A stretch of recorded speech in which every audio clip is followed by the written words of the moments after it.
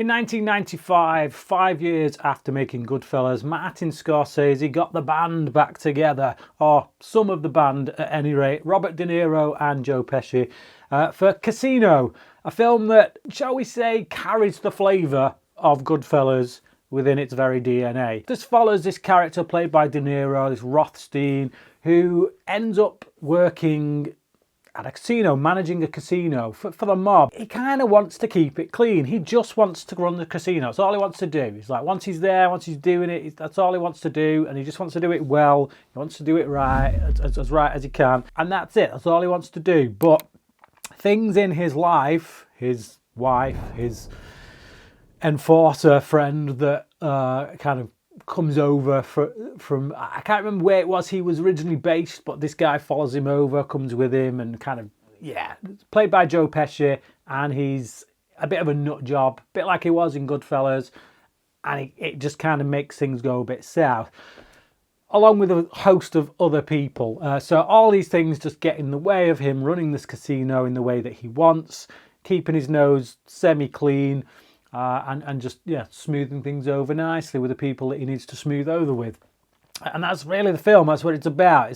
Can this guy keep his head above water? Can he keep things as kosher as possible? How far will his life get messed up by all these different things that are coming into play, all these different people that seem to be intent on bringing him down? Now, I actually saw this film in, I think it was like 96, I was about 16 years old, and I hadn't seen Goodfellas at that point. So I saw Goodfellas after Casino. I think I saw it like a year later. And back then, I think I preferred Casino over Goodfellas. And I think a lot of that has to do with the fact that I did see it first. It's been many years since I'd seen either one of those films, and I watched them both again fairly recently. Only this time I watched Goodfellas first, and I watched Casino second. And within that context, and remembering that actually Goodfellas, did come first, it does feel, I guess, like an easy criticism to say that Casino is Goodfellas light. I mean, I don't think it is. I wouldn't go so far as to say it's Goodfellas light. It's not just riffing on everything Goodfellas did, but not doing it as well. Although it is doing a lot of the stuff that Goodfellas did, maybe not quite doing it as well. So there are a lot of times in this film where you do feel like, okay, I feel like I know this. I feel like we've seen this. This is very much the same flavour. Particularly Joe Pesci, I would say. That the character he's playing in that just feels, yeah, it feels like he's just carried that character straight over from Goodfellas. They've taken him out, plucked him in, and it could just as easily be the same character. I think De Niro fares much better here than he did in Goodfellas. Helped by the fact that he is the main character here, so it all kind of hinges on him to a large degree. But I can kind of root for this guy in many ways, despite the fact that he is responsible for some deplorable things. The primary one being an instance when he takes a few customers, clientele, shall we say, from the casino round to a back room and has one of them have his hand kind of hammered.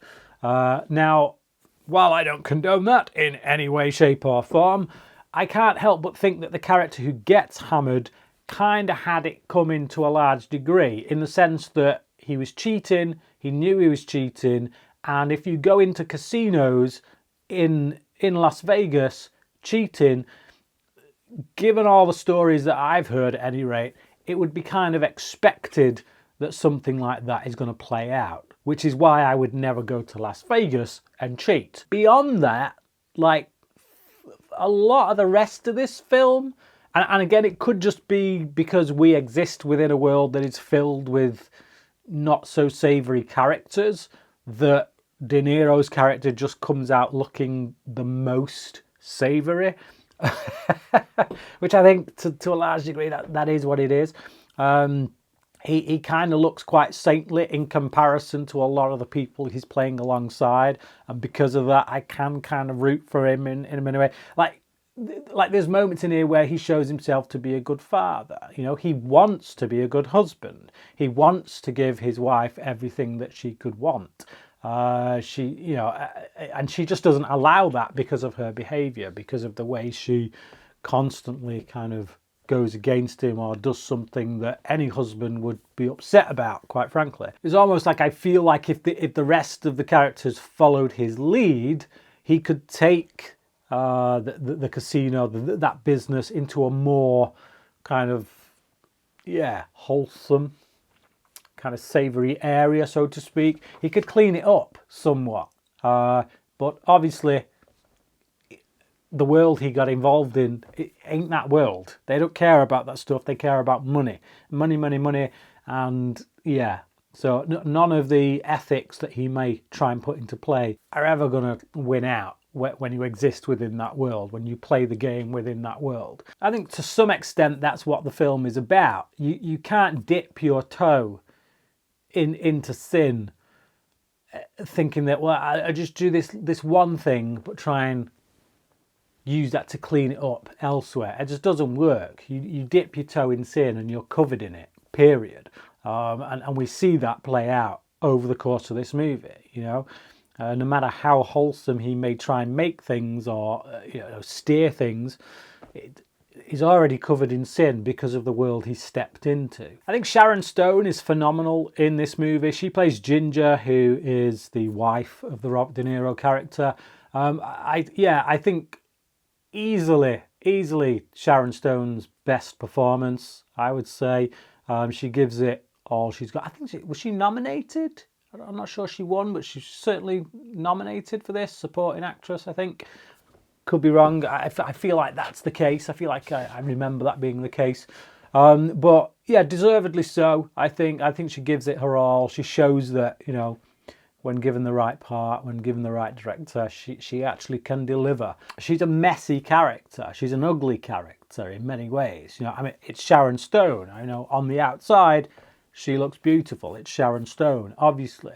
But I think she does a really good job of showing how outer beauty disappears when the inner ugliness kind of rears its head. This film's 3 hours long, and I will say that at various points I did start to feel that running time. I never really felt the running time with Goodfellas, and that was like 2.5 hours. I think that was just about right.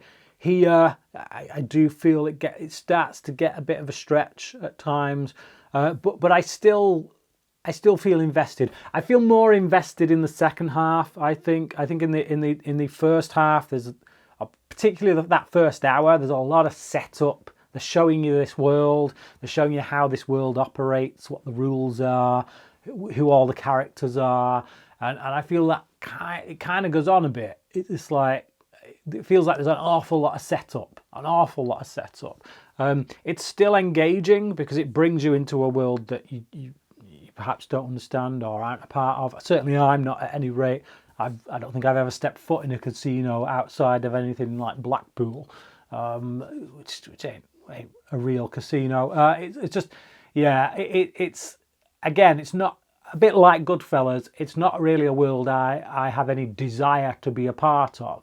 But they do enough to keep me engaged and again, live vicariously through the lives of these people in this world. Just enough to get a flavour of it, a taste of it, so that I can then say, I'm good from where I'm perched. Thank you very much. Which again is another way in which this film is repeating a lot of what Goodfellas gave us. The Joe Pesci character, as I say, he's again a bit of a carryover from Goodfellas. He's a nut job.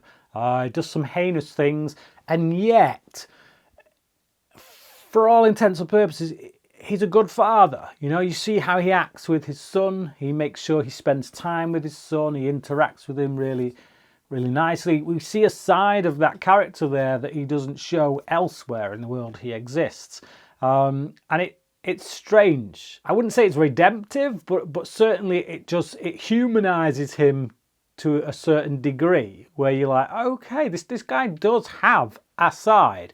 And it actually made me think of a biblical quote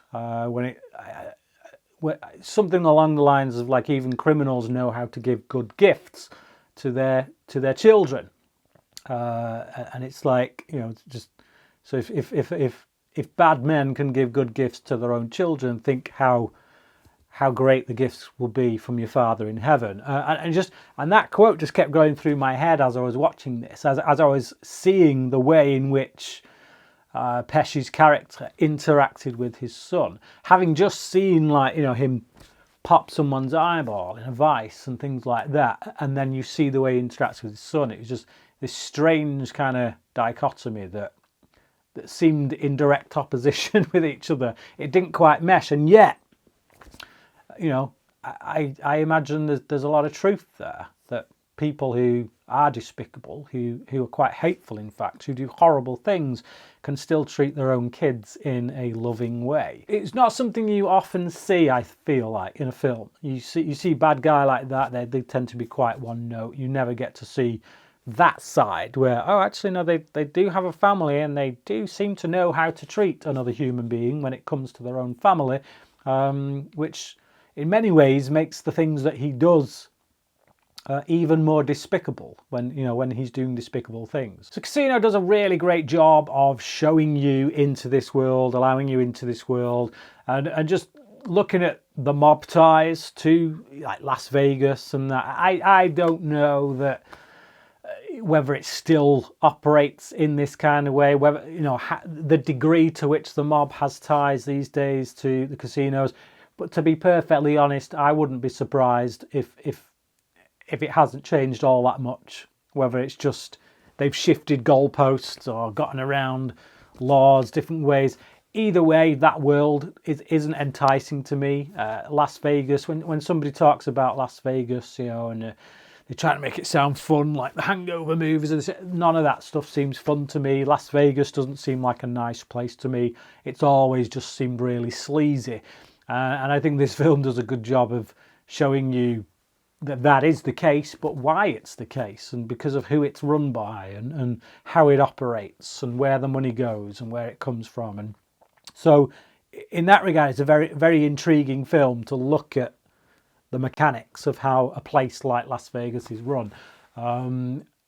Is it too long? I think so. I think 3 hours was a bit much for me.